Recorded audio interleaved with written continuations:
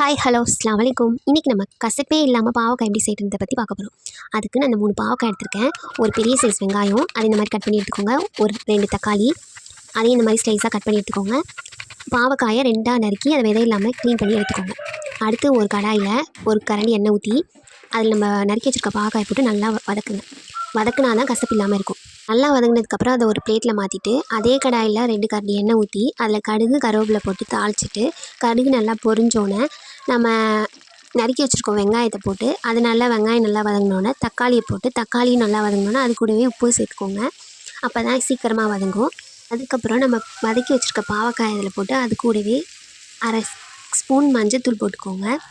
மஞ்சத்தூள் போட்டு நல்லா வதக்குங்க. அது கூடவே நான் 7 பல் பூண்டை தட்டி வச்சுருக்கேன், அதையும் சேர்த்துக்கலாம். லோ ஃப்ளேமில் வச்சு நல்லா வதக்குங்க. நல்லா காய் வெந்தோடனே 1½ ஸ்பூன் மிளகாய்த்தூள் போட்டு ஒரு கிண்டி விட்டு லோ ஃப்ளேமில் வச்சு 2 நிமிஷம் விடுங்க. அவ்வளோதான், கசப்பு இல்லாத பாவக்காய் ரெடி. என்னோடய வீடியோ உங்களுக்கு பிடிச்சிருந்துச்சின்னா லைக் பண்ணுங்கள், கமெண்ட் பண்ணுங்கள், சப்ஸ்கிரைப் பண்ணுங்கள்.